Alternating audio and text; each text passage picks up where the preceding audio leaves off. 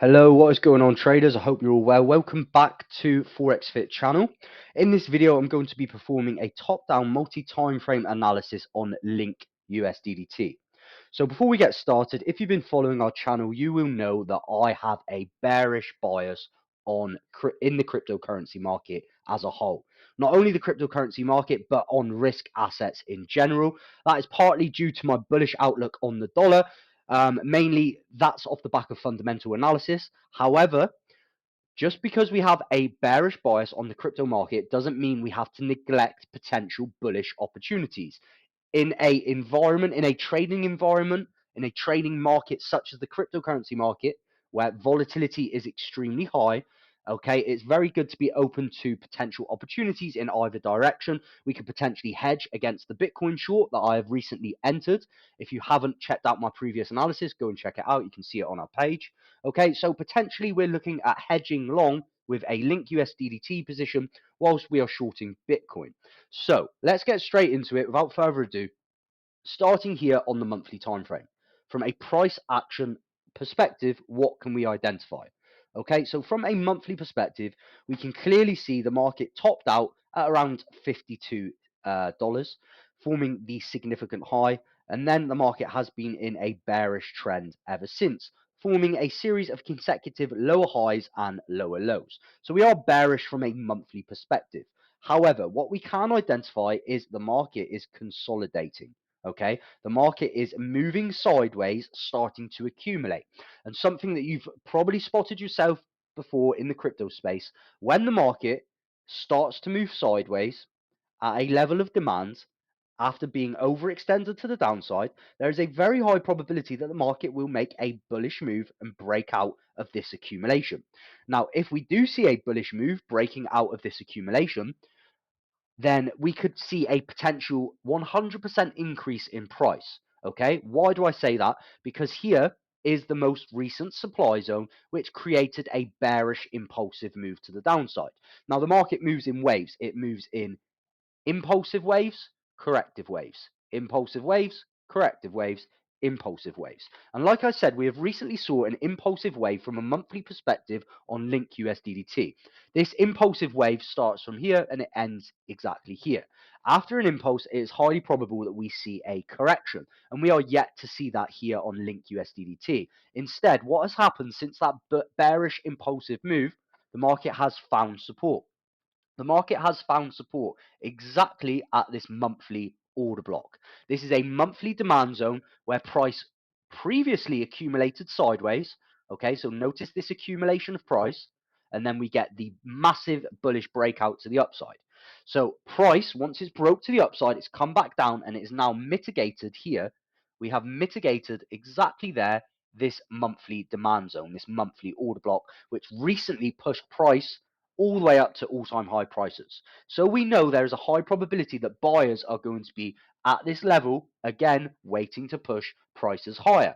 And as you can see, the market has made the bearish impulse to the downside. The market has swept this monthly sell-side liquidity below that low, and we have tapped into this order block. Since tapping into the order block, as I've mentioned, the market has been moving sideways, potentially accumulating before we see a move to the upside to come back up into this level of supply. As I'm sure you're aware, the market is moving always between supply and demand through liquidity. So what we can see from the monthly, although we're bearish, we have hit a level of demand. This level of demand is causing price to accumulate in a sideways range, potentially going to break out to the upside. We look at the previous monthly candle and you can see that we've got a bullish engulfing candle, right? You can see rejection, rejection, rejection, bearish engulfing, bullish engulfing. This bearish engulfing could have been a trap. What traders will be doing after multiple rejections to the upside in a bearish market, they would have been shorting on the lower time frames. Okay, and if they were shorting off the back of this monthly candle, their stop losses would have been placed above that high. Okay, and it looks as though the next candle has taken out their liquidity. So we could easily see a retest and then a push to the upside here from a monthly perspective. Going down to the weekly, what we can identify from a weekly perspective is very obviously we can identify that sideways range, which we've spoken about a number of times. So like I said, we are accumulating. Okay, what we can also identify from a weekly perspective, straight away what I can see is beautiful price action. We have these equal lows here, or we had these equal lows here. Now, what resides below equal lows? Liquidity. And if we just remove the range box for now, what you can see here is the market pushed to the downside, found support. Come back down, found support. Now, below this double bottom, below these equal lows, there would have been stop losses. Stop losses of buyers that were attempting to buy this range. And then the market pushed to the downside here, and it grabbed the liquidity below these equal lows. So we swept the liquidity below this low right here. Since sweeping the liquidity below this low, the market has made a very important shift in structure. Now, what is the shift in structure that I'm referring to? If you have a look here, this was a significant low that pushed the market to the upside. The market swept that low with this move here. Okay, so we swept that low, we swept these equal lows with this move to the downside here. Okay, where was the last high that pushed the market to the downside to create that sweep? It was exactly here. Then the market pushed to the upside and shifted structure, right? We get the sweep to the downside, taking the liquidity below the equal lows. Then we get the bullish market structure shift. Now, this is even more visible as we get down on the lower time frames, which I'm going to show you in a minute. So we make the small fake out to the downside, the manipulation. Then we break back above. We break back above, and because we have shifted structure, this is classed as a bullish impulse. Okay, so essentially we have an impulsive move from A to B. We take our Fibonacci from the low to the high of the impulsive move. What we can identify is since making the market structure shift and the higher high breaking above the previous lower high that pushed the market to the downside, we have made the impulse, we made the correction.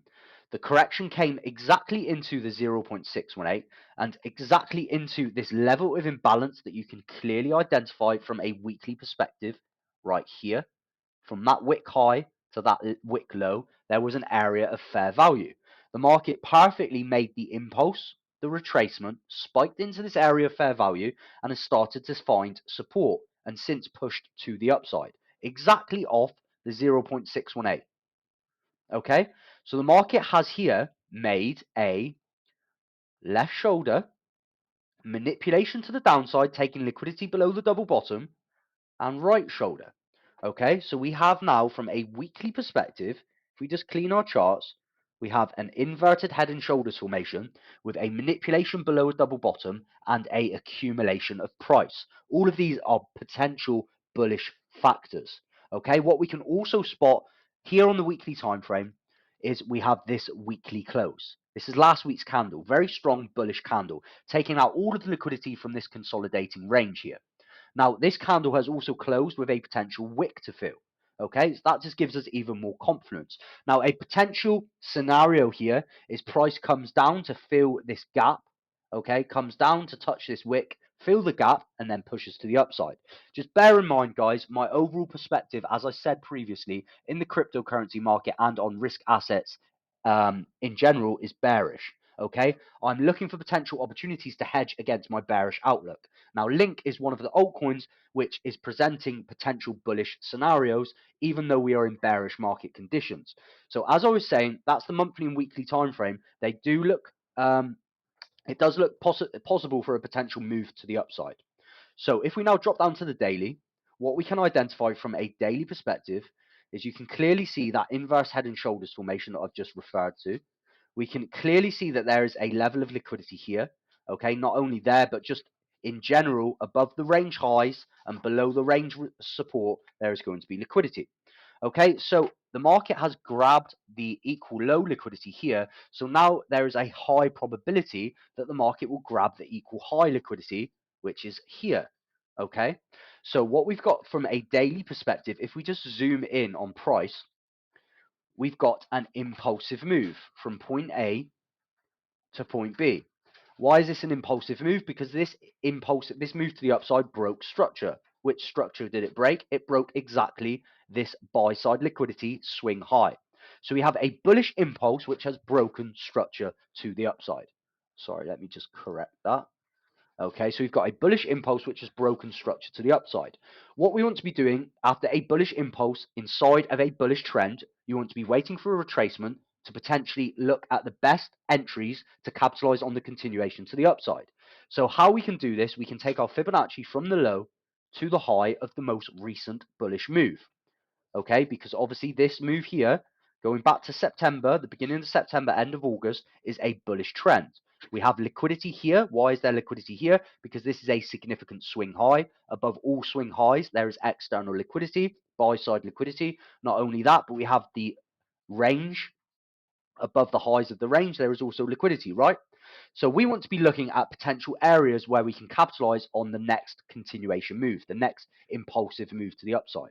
So what we can identify from a Fibonacci's perspective, if we take the fib from the low to the high, we can see that price, since making this bullish move, has made a bearish corrective move and has just recently spiked into the 0.618, the golden ratio. So this is a zone where the market can easily react from, and in fact it has already started reacting from this level today. So now if we drop down to the 4-hour time frame, what can we identify from a 4-hourly perspective? Now, me personally, the monthly, weekly, daily time frames are the best time frames for the directional aspect of the market when swing trading. For me, I like to use the 4-hour time frame for entries for swing trades. I like to use the 30-minute and the 5-minute for entries for intraday opportunities. So if we check the 4-hour market, the 4-hour time frame first, what we can identify is since spiking into the 0.618, we have also come into this level of 4-hour demand.